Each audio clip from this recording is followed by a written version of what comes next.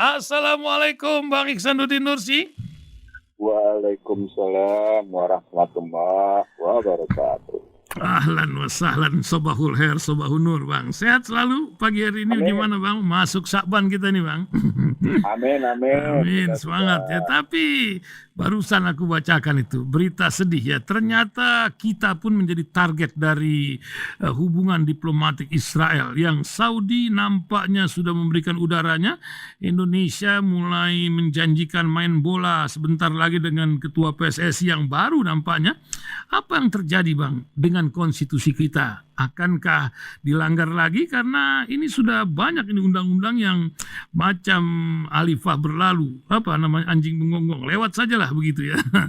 Apa yang Bang Ihsanuddin Nursi lihat dari akankah terjadi kisah dari Saudi dan juga merembet ke negeri ini? Perjuangan dari orang-orang Israel ini dan terzaliminya bangsa Palestina. Silakan Bang Afwan. Yang pertama,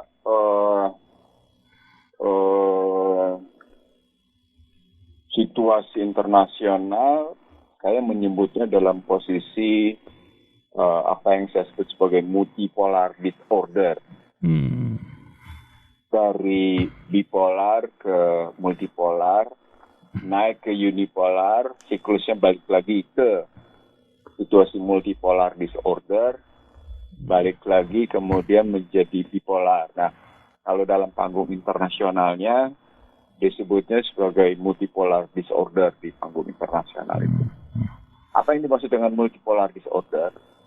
Seluruh format hubungan 180 negara itu sesungguhnya tidak dalam posisi tidak lagi punya bentuk yang jelas. Arab Saudi dengan Israel, yang jelas-jelas Palestinanya masih dalam situasi kayak gitu.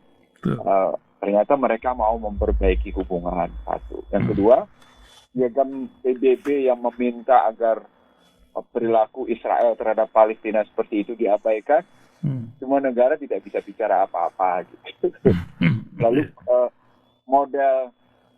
model Amerika tiba-tiba mengunjungi Ukraina, kunjungan yang mengejutkan itu, langsung kelihatan mendapat sambutan seperti pernyataan Kamala Harris bahwa inilah era di mana NATO menunjukkan kekuatannya luar biasa gitu. Setelah yang namanya menyusul ditembaknya balon dan 3 benda angkasa di angkasa Amerika. Gitu. Nah, lalu kita lihat juga hubungan yang tidak jelas sesungguhnya bagaimana Amerika terhadap kawasan Atlantik ketika mereka kembali mengaktifkan Trans and Trade Investment Pacific Partnership gitu. Trans-Pacific and Trade and Investment Partnership TTIP.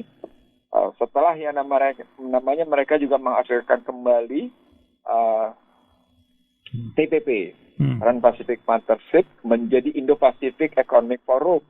Setelah yang namanya sebelumnya Trump mencabut diri dari TPP itu gitu. Trump mencabut diri dari Paris Accord, mencabut diri dari Trans-Pacific Partnership, dari TTIP, juga mencabut diri dari Dispute Resolution-nya WTO. Situasinya terus multipolar, disorder, nggak karu-karuan, berantakan. Ya, gitu. Tak berpola berarti gitu. Dan pada saat yang sama Amerikanya tetap berusaha mempertahankan dominasi dan posisi dirinya. Amerika berusaha betul mempertahankan terbentuknya Indo-Pasifik gitu ya sebagai kata ganti dari Trans-Pacific Partnership di kawasan Asia Tenggara. Itu membutuhkan Amerika sedang mempertahankan posisinya. Tapi pada saat yang sama juga situasi di Selat Malaka yang tadinya dia mau disaingi oleh Selat Keras bentukan Thailand dengan Cina itu juga belum final. Saat yang sama juga Taiwan kayak gitu. Kunjungannya didatangi oleh namanya petinggi-petinggi dari Amerika gitu. Soal Cina Selatannya juga kemudian kelihatannya surut, padahal pertarungannya makin keras gitu. Jadi Afgan yang dituding-tuding sebagai merdeka dengan keributan soal tidak berpihakan pada wanita dan anak-anak gitu ya. Padahal sebelumnya acara Amerika gitu melahirkan korban juga bagi perempuan dan anak-anak gitu. Dan kampanye tentang India yang disebut dengan berantakan karena Barasnya jatuh gitu. Perekonomian dibilang berantakan, tapi ternyata pertumbuhannya bagus, daya beli menguat, yang terjadi memang melambat tapi tidak berarti berantakan gitu. Tapi pada saat sama juga para pengusaha ketakutan terhadap Federal Reserve yang akan mempertahankan tingkat suku bunga tinggi gitu. Jadi situasinya memang situasi yang luar biasa, yang disebut dengan multipolar disorder. Jadi hubungan dari seluruh dunia itu dalam posisi yang tidak jelas karena tadi kata kuncinya Amerika dengan aliansinya, dengan NATO-nya makin keras disaingi oleh Cina. Iya. Dan oleh Cina, oleh Rusia, oleh NATO, oleh Rusia, China dan Korea Utara, ditambah disaingi juga oleh namanya Iran. Nah, ini dia. Ini yang satu. Afgannya melawan, Syrianya ngelawan, Venezuelanya ngelawan. Nah, jadi kalau Israel sadar dalam posisi multipolar kayak gitu, ketika dia tidak menjalin hubungan dengan kalangan dekat itu, nggak bisa, karena sesungguhnya yang sungguh-sungguh melakukan perlawanan terhadap mereka dalam posisi NATO melawan Fakta Warsawa, di mana NATO-nya masih ada, Fakta Warsawanya berantakan, tapi kemudian muncul 7 negara melawan Amerika dengan sekutunya, kan cuma tinggal Islam. Maka satu-satunya Anda harus menjalin persahabatan dengan negara-negara Islam. Makanya Israel gempur habis-habisan untuk menjalin persahabatan dengan negara-negara Islam, termasuk dengan Indonesia, gitu ngelihat pertarungannya gitu. Luar biasa. Tapi ya mudah-mudahan saja konstitusi kita masih dihargai oleh penguasa yang sedang berkuasa sekarang, karena memang luar biasa. Sekarang ini Indonesia yang katanya bebas aktif ini nampaknya lebih menjaga perdagangan dan peraturan dagang ya, karena Undang-Undang Cipta Kerja ini alih-alih putusan MK dijalankan malah dibuat Perpu yang baru ya. Dan juga kunjungan Menteri Luar Negeri Cina Qin yang temui Jokowi dan Luhut ini menjadi sebuah momen lain ketika berbarengan dengan undang-undang yang sedang digarap di DPR sebentar lagi ini. Tapi juga ada literasi Pak Jokowi yang menjadi sorotan dunia, masalah hilirisasi dan gugatan WTO. Ini apa yang Bang? Tidak, kan kemarin tuh di HIPMI bilang tidak akan dikirim keluar, tidak akan 3 kali dia menyebutkan itu. Apa sebenarnya yang terjadi Bang? Silakan Bang. Kalau yang hilirisasi, orang sadar bahwa sesungguhnya seperti video yang viral itu, ketika kita bicara electric vehicle, bicara tentang Internet of Things, kita bicara serba automatization, itu basisnya baterai. Dan basis baterai suka tidak suka nikel. Dan kalau nikel suka tidak suka Indonesia gitu. Dan kalau Indonesia melarang bahan mentahnya di ekspor, maunya dihilirisasi, maka mereka tidak dapat bahan mentah murah gitu. Sebenarnya gitu maksudnya. Tapi pada saat yang sama juga, kalau Indonesia berusaha menjaga agar bahan mentahnya tidak murah, pertanyaan besarnya sebenarnya itu yang mendapat manfaat besar atas nikel itu Indonesia atau investor asing di Indonesia gitu. Itu kan kalau soal hilirisasi itu begitu, investor asing di Indonesia atau memang Indonesia yang sungguh-sungguh mendapat. Kan berkali-kali saya ngomong soal nikel. Maksudnya kita lihat kan, saya pernah menjadi pembicara sendirian gitu ya di sebuah perusahaan nikel besar di Indonesia gitu ya. Saya sebutin peta perang yang disebut dengan Internet of Things, electronic vehicle, automatization, augmentation, semuanya itu saya sampaikan sehingga ujungnya adalah nikel. Dan kalau nikel itu dikuasai oleh korporasi asing, sesungguhnya korporasi asing itu harus menunjukkan satu pertanggungjawaban yang tinggi terhadap Indonesia. Nah, bayangkan kalau tadinya dikuasai oleh sebuah perusahaan itu lahan demikian besarnya gitu dan mengakibatkan perlawanan rakyat gitu. Itu untuk hilirisasi. Nah, kalau soal pelanggaran terhadap Undang-Undang Dasar, di mana kata pembukaan khususnya cuma tinggal kata-kata indah, sumpah jabatan tidak dipenuhi, DPR kembali seperti itu, dan kemudian kita tahu Perpu Ciptaker yang jadi undang-undang lalu dibatalkan oleh MK dengan insikultural bersyarat, dan DPR sekarang sedang menyetujui lagi untuk itu gitu ya. maka sesungguhnya formasinya jadi begini. Ini yang pemerintah lupain. Iya, iya. Ketika Anda tidak sedang menghormati sumpah Anda sendiri, satu. Yang kedua, Anda tidak sedang menghormati institusi lain, gitu. Lalu berikutnya, Anda tidak menghargai bahwa pihak lain juga punya otoritas, gitu. Ada hal sejelek-jeleknya semut, sejelek-jeleknya nyamuk, dia tetap punya kebutuhan yang patut dihargai karena dia punya makna dalam kehidupan, dalam ekosistem, gitu ya. Dalam ekosistem kehidupan dia punya makna. Atau katakan ketika ada pengemis, gitu, yang juga punya harga diri. Makanya dalam Al-Quran jangan memberikan lalu kemudian memaki-maki atau kemudian menceritakannya. Itu kan dalam rangka menjaga diri kaum fakir miskin, gitu. Kebayang nggak? Itu berarti cara pemerintah yang kita sebut tadi sesungguhnya tidak sedang menghormati dan menghargai institusi lain dalam kehidupan berbangsa bernegara. Dan itu berarti juga tidak sedang menghargai dan menghormati pemilik kedaulatan rakyat. Nah, itu akan punya dampak luar biasa.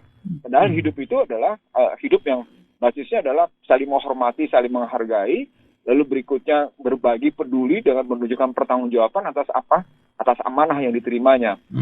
Kalau siklus ini terus berjalan, suatu saat akan ada arus balik, gitu. Akan arus balik untuk meminta kembali sikap menghormati dan menghargai, atau paling tidak akan menarik kedaulatan diamanahkan. Itu akan terjadi suka tidak suka.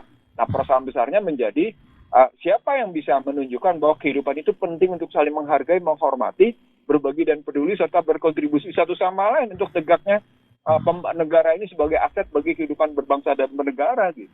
Bukan sebagai liabilities, gitu. Itu yang perlunya kita hormati dan kita hargai dalam kehidupan kita. Kalau enggak, ya akan begini terus. Jadi kalaupun ada survei menyatakan kinerja Joko Widodo masih memuaskan masyarakat, penegakan hukum masih bagus, gitu ya, survei dari sebuah koran, gitu ya, saya nggak usah sebut korannya.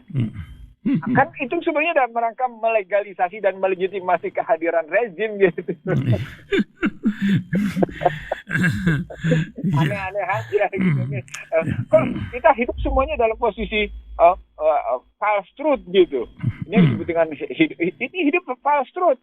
Nah, umat Islam di Indonesia tidak boleh terjebak ke dalam posisi false-nya, tapi harus tetap memelihara dan menjaga truth-nya agar kita menemukan harkat martabat kita. Karena ketika kita menjaga the truth-nya untuk tetap tegak dalam batin kita, dalam pikiran kita, dalam ucapan kita, dalam tindakan kita, gitu ya. Jadi ketika kita menjaga kebenaran, keadilan dalam pikiran kita, dalam batin kita, dalam rasa kita, dalam tindakan kita, dalam ucapan kita, maka kita tidak sedang menghargai siapa-siapa, kita tidak sedang menghormati siapa-siapa. Kita sedang menghormati dan menghargai diri kita sendiri karena kita sudah berbuat adil untuk itu. Kita sedang menghargai diri kita, gitu, menghormati diri kita. Nah, ketika ada pihak yang begitu berkuasa tidak menghormati dan tidak menghargai dari mulai pikirannya sampai ucapannya dan tindakannya, maka dia tidak sedang menghargai dan menghormati dirinya sendiri, gitu. Jadi wajar kalau yang muncul adalah sesungguhnya tidak ada penghormatan penghargaan. Itulah yang disebut sebagai social distrust, political distrust, gitu. Iya, nah, akan tiba saatnya, wallahu alam kapan yang jadi masalah.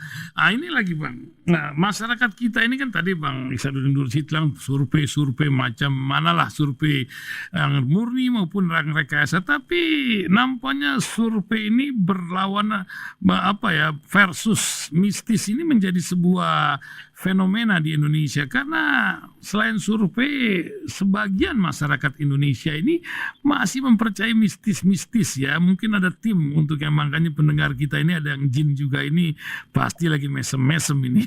Karena di desa Jemblung, Banjarnegara, Jawa Tengah kita terjadi longsor kemarin, Jokowi itu cuci kaki. Lantas masyarakat itu mengambil air berkahnya. Wih, luar biasa menciptakan sebuah fenomena mistis. Saya ingat ketika Presiden Soekarno dulu memainkan peran ini luar biasa dengan Pelabuhan Ratu dan Nyi Roro Kidulnya sampai disiapkan sebuah kamar khusus karena orang Indonesia itu percaya gitu-gituan gitu. Apakah masih ada sekarang Bang? Apakah itu masih berlanjut masyarakat di pedesaan yang suaranya sama, satu di sini satu di sana gitu di kota gitu. Silakan Bang. Dunia mistis di Indonesia itu masih sangat kental. Karena pada hakikatnya orientasi orang Indonesia dalam model yang pernah dibangun dalam pada strategi 3G, Glory, Gospel, and Gold, itu realisasinya adalah sikap realism. Nah, sikap realism itu atau sikap yang berorientasi pada kenyataan, sikap yang berorientasi, berpegang, dan berbohong pada kenyataan, itu akan melahirkan sikap jalan pintas untuk menumbuhkan keyakinan bagaimana menghadapi kenyataan. Dan mengharapkan nilai-nilai lebih atas apa yang dia hadapi dari kenyataan itu untuk mendapatkan apa yang dia harapkan. Jadi filosofi mistis itu, filosofi perilaku klinik kayak gitu, dari sikap mistis itu, maka mereka percaya klinik gitu. Itu bukan hanya terjadi pada masyarakat bawah yang menggunakan air habis cuci kaki dipakai untuk membasuh mukanya. Itu bukan hanya masyarakat bawah. Itu klinik, itu sudah mistis. Masyarakat atas juga mesti percaya dengan klinik, posisinya begitu. Nah, ini menunjukkan betapa yang namanya orientasi pada kenyataan, sikap dan pandangan hidup pada kenyataan itu demikian bisa menyesatkan kehidupan masyarakat itu sendiri gitu. Dan kalau sudah sampai pada titik puncaknya, kepercayaan berlebihan pada kenyataan yang membawa pada klinik dan mistis tadi gitu, tunggu saatnya akan terjadi sesuatu pada dirinya gitu. Lagi-lagi, jadi berakumulasi. Nah, dalam bahasa lain ketika kita sebut Islam sebagai agama dominan di Indonesia, 85% penduduk 275 juta adalah Islam, dan ternyata Islamnya diimbangi dengan tadi katakan masih ada agama lain, tapi kemudian juga masih ada mereka yang percaya dengan mistis, dan bahkan di Islamnya sendiri kayak gitu, kita ambil bukan pihak lain, kita tidak ada urusan dengan yang 15%. Kita bicara tentang yang 85% beragama Islam. Maka pihak yang beragama Islam, tapi kemudian punya kepercayaan punya klinik dan punya sikap, punya selalu mencari mistis gitu ya, dia berhadapan dengan persoalan bagaimana umat Islam mendidik umatnya sendiri, bagaimana kaum ulama mendidik umatnya sendiri, umat Islam. Ini kan kejadian bukan hanya contoh bagaimana air yang dipakai membasuh kaki Jokowi lalu kemudian sisa air itu dipakai untuk basuh muka. Ini kan pernah kejadian juga pada bagaimana batu miliknya Ponari dipakai untuk menyembuhkan, lalu kemudian batu direndam airnya menjadi sedemikian rupa untuk menyembuhkan gitu. Karena batunya diyakini punya demikian sakti yang luar biasa dan berpengaruh ke air gitu. Nah, persoalan pokoknya memang ada sesuatu yang terjadi pada air ketika kita punya keyakinan untuk mengubah struktur molekul pada air gitu. Tapi itu air juga punya muatan tersendiri. Contoh sederhana, air itu bisa sesuatu yang sangat dibutuhkan oleh manusia. Tapi air kemudian bisa menjadi sangat sesuatu yang menakutkan seperti tsunami gitu. Iya, luar biasa. Itulah air gitu loh. Barusan Kepala BMKG mengingatkan masalah air di dunia ini akan berkurang. Ini kan mengakibatkan pola hidup kita harus berubah ya, sumur resapan di sekitar rumah dan lain-lain.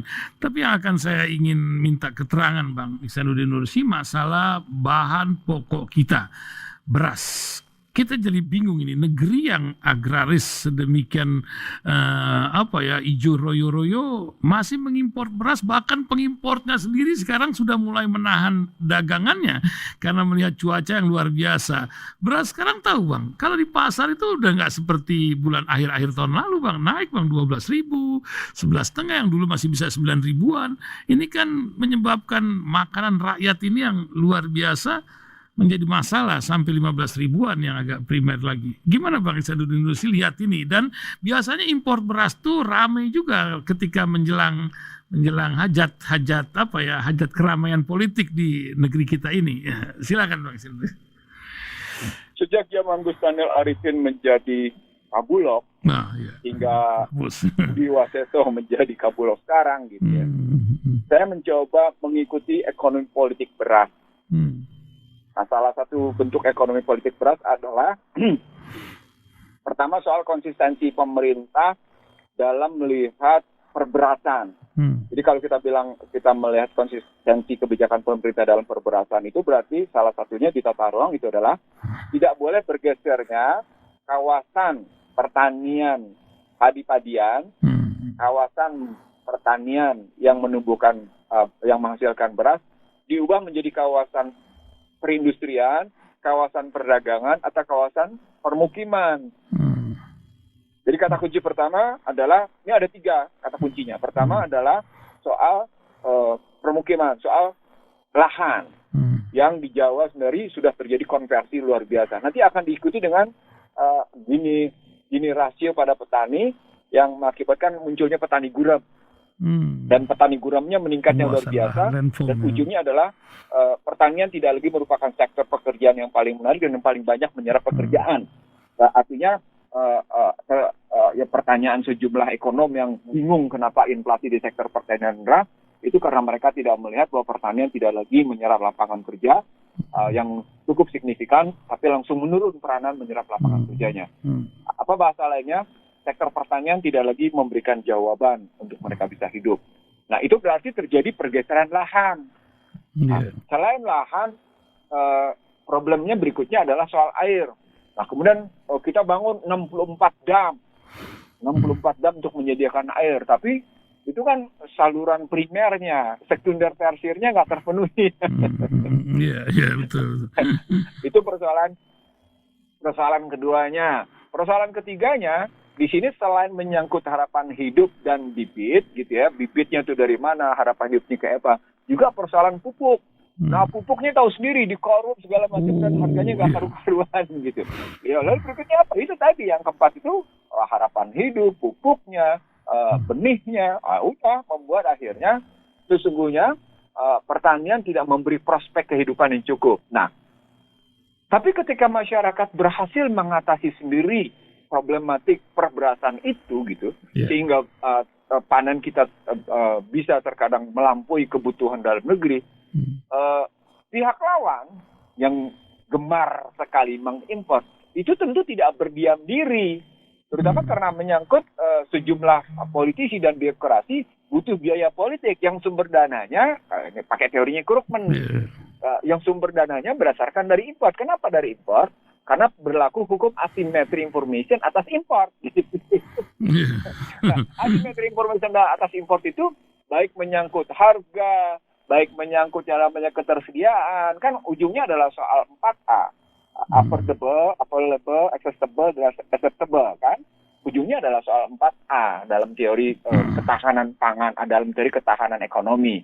Kalau 4A itu, maka bagi para importir yang itu, dia harus memberikan manfaat kepada politisi dan birokrasi. Nah, jadilah kemudian kebiasaan mengimpor selalu mengalahkan industri perberasan di Indonesia. Pada saat yang sama tidak terjadi juga yang namanya perlindungan dari pemerintah untuk bicara tentang pupuk, untuk bicara tentang benih yang baik gitu. Pernah kejadian kalau benihnya yang baik ini menjadi begini. Pupuk juga harus dengan izin begini. Mafianya luar biasa. Betul. Mafianya luar biasa. Jadi kalau saya ketemu dengan pemain-pemain pupuk organik, mereka terkadang ketakutan karena bisa ditangkap polisi gara-gara itu mereka begitu. Iya, betul. Bisa ditangkap polisi karena dianggap macam-macam. Padahal di belakang itu problematiknya adalah soal persaingan bisnis gitu. Dengan kata-kata kayak gitu. Lalu saya ketemu juga dengan yang namanya pemain benih gitu. Pada saat yang sama, BUMN benihnya tak bisa berdaya apa-apa juga. Kan ada BUMN benih kan. Tanggiang Seri itu kan BUMN menyediakan benih gitu. Dan itu pernah punya masalah pada korupsi. Jadi problematiknya sistematik, terstruktur dan menyebar kemana-mana. Jadi konsentrasi kita untuk kemudian punya ketahanan pangan dengan baik hanya dengan cara impor. Tidak mungkin ketahanan pangan itu muncul dari kemampuan domestik. Dan itu yang memang dikehendaki oleh WTO. Soal ekonomi politiknya adalah Indonesia tidak akan pernah ketahanan ekonomi. Nah, kalau Indonesia dalam ketahanan pangan kayak gitu, dan ujungnya tidak punya ketahanan ekonomi, jadi jangan bicara pertahanan nasional cukup kuat, karena dari segi makan aja lo nggak punya daya. Iya, ya luar biasa. Ya ini memang melihat sebuah sistem dari perjalanan bangsa ini akan menjadi sorotan. Saya ingin menyorot, Bang, ini ada berita ya dikirim oleh pendengar Radio Silaturahim, Bang.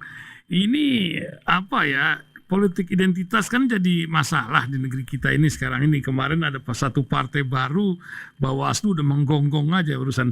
Tapi sementara seorang Elon Musk ini di Uni Emirat Arab ya, 14 Februari kemarin baru saja ini membuat suatu seminar apalah pertemuan dengan tema membentuk pemerintahan masa depan.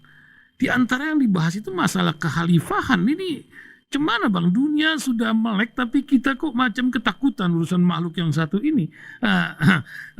Gimana Bang Ihsanuddin Nursi melihatnya Bang?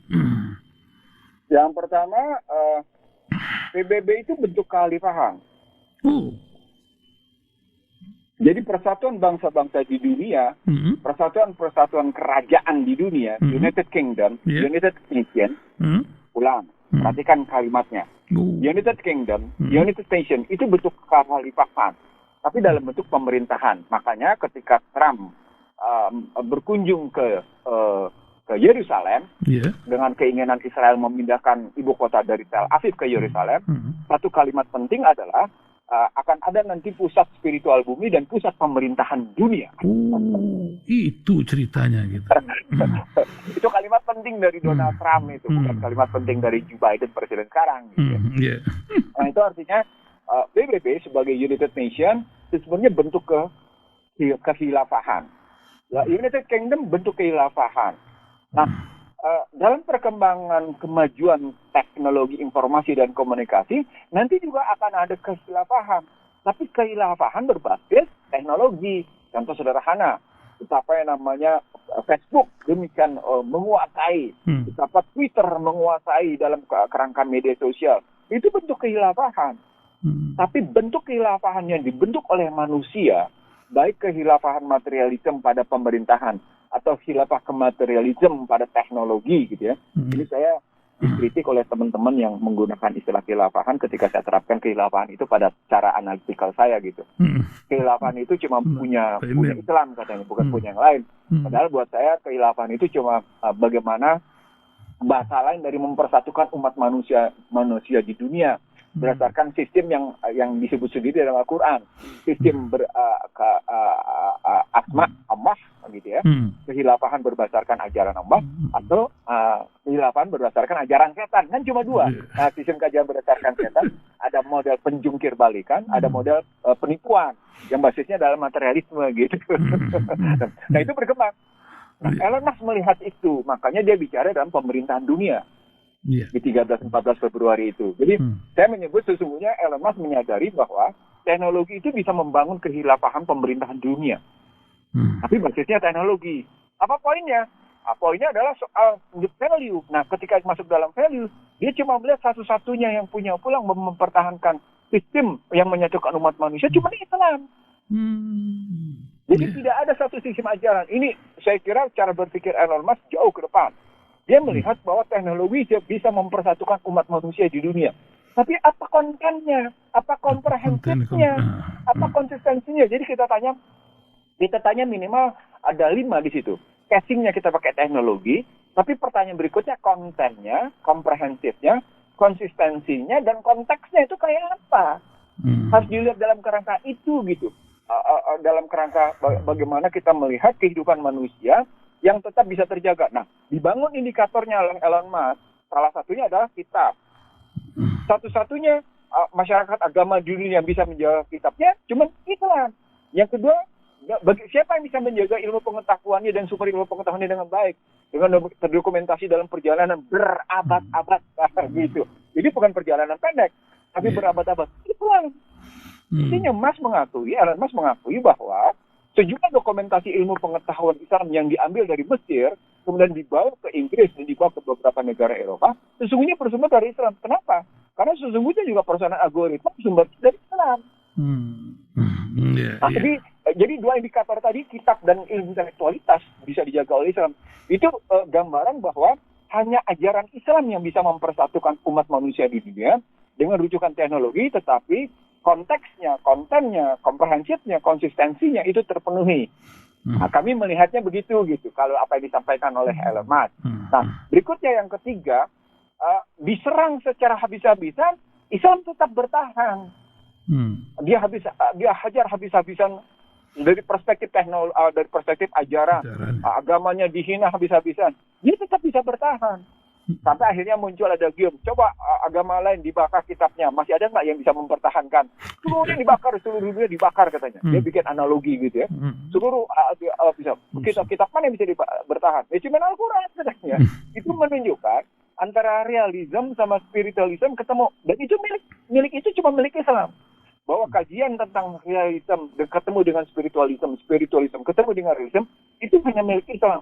Bahwa sistem terbuka dan sistem tertutup itu demikian konsisten, itu hanya milik Islam. Cycles of life, gitu ya. The close cycles of life itu milik Islam. The open cycles of life itu juga milik Islam. Nah itu lagi-lagi dilihat oleh Elon Musk. Yang menariknya adalah itu tadi orang Indonesianya malah lari-larian sehingga mengakui piagam PBB sebagai sumber hukum Islam. Ya mungkin ini masalah makomnya ke literasi yang dikunyah-kunyah itu lain orang lain cerita gitu kan, jadi bingung kita. Tapi kan memang kita sering lupa sama cerita yang baru saja lewat. Seperti juga kita lupa Bang ketika kereta cepat Jakarta-Bandung kan sudah dibilang B2B. Kok ngitung kemarin yang Bang Iksan Indonesia bilang kan, kan yang ngitung RAB-nya siapa? Yang memutuskan siapa? Nah akhirnya kisah berlanjut dengan menyedot anggaran APBN dengan cara lain. Bukan begitu Bang? Apalagi di tengah kunjungan Menteri Luar Negeri Cina sekarang ini. Di tengah mineral yang katanya hilirisasi, ada apa di balik ini semua sebenarnya Bang? Pak, kritiskah uang rakyat kita atau bangsa kita, atau kita masih makmur dengan alam yang luar biasa ini Bang? Dalam 2 minggu ini, ketika Joe Biden kembali mengaktifkan Trans-Pacific Partnership dengan nama Indo-Pacific Economic Forum, dan kemudian kajian bagi orang-orang cerdas Amerika khusus ketika mengawasi Asia Tenggara dihadapkan dengan Regional Cooperation Economic Partnership sebagai milik berafiliasi Cina, sementara Indo-Pacific Economic Forum berafiliasi pada Barat, gitu ya, khusus untuk kawasan Asia Tenggara, dan kemudian terjemahannya adalah Indonesia, maka aplikasinya akan nampak pada persoalan Indonesia membeli teknologi apa. Misalnya dalam persoalan transportasi darat, kita selalu membeli teknologi Jepang. Dan transportasi barat kita terdikte habis-habisan oleh Jepang. Anda bisa lihat dari Lebak Bulus sampai dengan Duku Atas, MRT-nya Jepang. Anda bisa lihat mobil-mobil yang beredar di jalan raya, semuanya Jepang. Anda bisa lihat jalanan pun jembatan macam-macam atas bantuan Jepang. EDB luar biasa berperan di situ. Lalu ketika dirancang kereta api cepat, asal muasalnya proposalnya dari Jepang. Diambil oleh Cina, maka Cina mengambil kawasan selatan dengan Jakarta-Bandung yang terencana sampai dengan Banyuwangi. Jepang mengambil Jakarta-Surabaya dengan kecepatan medium. Jadi medium speed railway untuk kawasan utara Jepang, high speed railway untuk kawasan selatan itu Cina. Nah, karena itu si duta besar Cina untuk Indonesia, ya, duta besar Cina untuk itu sebelumnya yang baru ditunjuk Menlu sebagai Menlu Cina, King Kang ini, dia bekas dubes Cina untuk Amerika, serta-merta menemui Joko Widodo dan Luhut bin Sarpanjaitan. Menariknya gitu ya, kenapa dia tidak temui Retno Marsudi ya? Nah, itu. Ya kan lucu, biasanya Menlu sama Menlu ya. Itu Menlu kita. Wallahualam, apa tuh Bang sebenarnya Bang? Pertanyaan berikutnya juga, kenapa tidak temui Menhan ya gitu. Karena kan bicaranya soal pertarungan keras di Indo-Pasifik, di mana Cina punya sikap lantang. 2 jenderalnya menantang Lord Austin sebagai wujud betapa Amerika sedang mempertahankan posisi dominasi dan hegemoninya. Wah, pokoknya macam-macam pertarungan di Singapura itu. Debat keras luar biasa gitu. Tapi anehnya sih, Bin Kang ini nemuinnya tadi gitu. Nah, kalau pertanyaan apa sebabnya, Cina tahu siapa tokoh yang paling berpengaruh di dunia, di Indonesia gitu.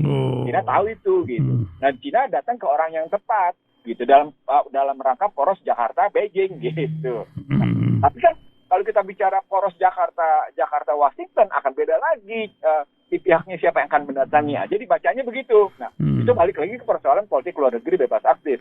Nah, balik lagi sekarang ke persoalan implikasi dari pertarungan dua tadi gitu ya. Implikasinya adalah implikasi pertarungan pada teknologi, pada keuangan, pada penguasaan sumber daya, pada penguasaan pasar. Kalau dalam thinking model yang saya bangun sejak saya menyebut globalisasi sebagai sarana untuk mendominasi negara-negara, kan tadinya disebutnya negara dunia ketiga, lalu berikutnya negara berkembang, lalu berikutnya emerging countries gitu ya. Yeah. Lalu kami mencoba membuatnya, menerjemahkannya dengan model thinking gitu, dengan model berpikir yang sederhana tapi sesungguhnya bisa menjelaskan berbagai hal. Maka kelihatan target yang diburu kan bukan lagi pasar. Target yang diburu kan bukan cuma sekedar terdikte secara keuangan, ekonomi, dan teknologi. Target yang diburu bukan cuma sekedar sumber daya. Jadi 3G istilah saya, yang dilihat dari ini temuannya ternyata menarik loh. Akhi Iksan Talib dan pemirsa Rasil TV dan pemirsa radio Rasil. Temuannya adalah ternyata ini sudah berlangsung sejak abad 15. 3G ini dikembangkan dengan berbagai teknologi, pemikiran, kreativitas, dan inovasi. Jadi cerita gospel, gitu ya, glory, gospel, and gold, yang berkembang sejak abad 15 itu hingga sekarang, demikian rupa terus dipertahankan dalam posisi dominasi Barat, yang kata kuncinya adalah negara-negara yang pernah menjadi objek atas 3G tadi akan sulit bangkit. Jadi kalaupun misalnya mereka menyebut ada negara-negara baru yang muncul sebagai sebuah kekuatan baru, nah itu mereka akan risau. Itulah yang disebut pada 2004 oleh majalah Time sendiri, bahwa ternyata kebijakan jatuh ke Bush di era 2000 sampai dengan 2004 menimbulkan nyata potensi perlawanan dari musuh-musuh Amerika. Menimbulkan kenyataan perlawanan dari musuh-musuh potensial Amerika, disebut negara-negaranya. Nah, ucapan itu, kajian itu hingga sekarang masih konsisten, tidak berubah gitu ya isinya, karena memang musuh-musuh potensial itu melakukan perlawanan secara nyata yang disampaikan oleh majalah Time pada 2004. Kebayangkan bagaimana sudah berjalan selama hampir 19 tahun tapi menjadi kenyataan gitu ya. Berujung pada cerita tadi, bagaimana sesungguhnya sebuah negara bertahan untuk tidak tidak menderita 7I. Tidak diinvasi, tidak diintervensi, tidak diinterferensi gitu ya. Tidak kemudian diintimidasi, tidak kemudian diindoktrinasi, tidak terkena inflasi, dan kalau macam-macam tidak terinterferensi. Jadi kalau diambil dari cerita kayak gitu, kelihatan itu bentuk model pembaharuan dari 3G ke dalam model 7I. Nah, kereta api cepat itu salah satu bukti itu. Misalnya kita ngeliatnya begitu. Kenapa? Karena Indonesia moda transportasi daratnya sudah, kita jangan bicara soal moda transportasi laut ya. Jadi kalau kita bilang tol laut, siapa yang mendaya-gunakan laut kita? Itu ya. Siapa yang menikmati inter island transportation? Siapa yang menikmati ocean going gitu misalnya kalau kita ambil dalam konstruksi tol laut itu gitu. Karena kapal-kapal perdagangan itu sesungguhnya tidak dalam kapal-kapal perdagangan dalam negeri, tetap masih dikuasai oleh asing. Itu akibatnya kelihatan neraca jasa kita terus negatif, terutama pada jasa angkutan laut gitu. Kalau kita lihat kayak gitu. Apalagi darat sudah kelihatan keluar. Begitu juga udara. Nah, kalau sudah yang namanya transportasi kayak gitu, maka delivery system kita ini kajiannya masuk ke pendekatan ke apa yang digunakan oleh Elon Musk dalam Twitter yang kemudian menunjuk pada delivery system. Jadi sistem delivery itu dengan syarat bagaimana dia aman, cepat, andal, dan efisien gitu ya. Empat pengurus tadi itu nggak bisa kita pegang. That's why kalaupun kita ngebangun yang namanya infrastruktur, tapi karena kita tidak kendalikan sendiri, dia tidak menurunkan biaya logistik. Dan itu yang diherankan oleh Sri Mulyani. Iya, Kenapa ya bener, kita bangun infrastruktur Betul, itu tuh habitat? ongkos mahal aja gitu. Iya, tapi biaya logistik kita tetap tinggi. Kita tetap kalah bersaing dengan tetangga yang harga logistiknya lebih murah dari kita 10% katanya. Nah, itu. Kita masih tetap 23,5 sampai dengan 24%. Nah, itu tadi karena kegagalan model gitu. Jadi dia yang orang yang paling berkuasa selama satu generasi ini di bidang keuangan bertanya kayak gitu, itu kan aneh jadinya. Sri Mulyani itu berkuasa selama satu generasi. Betul, luar biasa, 20 tahun hampir dia satu ini. Iya. Ya, luar biasa, sampai dulu pakai kerudung bawa tasbih ke DPR, sekarang lain udah macam-macam lah kisahnya. Bang, nampaknya waktu pula yang menyebabkan kita harus berakhir. Pesan terakhir sebagai closing statement pagi ini, apa yang Bang Ihsanuddin Nursi sampaikan di tengah Sya'ban yang menyongsong Ramadan ini, Bang? Silakan, Bang. 1 bulan lagi kita akan masuk Ramadan. Itu artinya kita harus makin intens melakukan persiapan menjemput Ramadan agar keberkahan yang tercurah selama bulan Ramadan kita dapatkan, agar pemurnian kembali kolbu kita, pikiran kita itu terjadi sebagai bulan pembakaran, sebagai bulan kesalehan sosial, kesalehan yang Ramadan itu bulan kesalehan individual, bulan kesalehan sosial, dan itu model pembakaran habis-habisan atas sejumlah koruptif di kolbu, koruptif di pikiran, koruptif pada tindakan, agar terjadi supaya kita betul-betul kembali ke dalam manusia yang seperti dikehendaki oleh Allah gitu ya. Maka Sya'ban ini harus kita optimalkan. Nah, mudah-mudahan ini bisa kita penuhi sehingga kita bisa memenuhi panggilan kutiba alaikumusiyam kama kutiba alal ladzina min qablikum. Dan betul-betul menjadi la'allakum tatakun. Dan kalau sudah la'allakum tatakun udah humul muflihun berarti gitu. Jadi agar tatakun kita menjadi humul muflihun, menjadi mereka yang menjadi pemenang, suka tidak suka persiapan harus dilakukan makin intens. Jika tidak kita akan terus masuk ke dalam sebuah proses Ramadan yang sifatnya rutin. Ramadan rutin aja, bukan Ramadan yang sesungguhnya dalam rangka memenuhi panggilan menjadi mutakun dan kumul muflihun. Itu yang mesti kita lakukan. Ini kan Ihsan Talib, salah menjadi kekurangan saya, kealfaan saya, ketidakmampuan saya gitu ya. Dan karenanya saya memohon maaf sambil memohon maghfirah dari Allah. Subhanakallahumma wa bihamdika asyhadu alla ilaha illa anta wa astaghfiruka wa atubu ilaik. Rabbana atina fid dunya hasanah wa fil akhirati hasanah wa qina adzabannar. Assalamualaikum warahmatullahi wabarakatuh. Waalaikumsalam warahmatullahi wabarakatuh.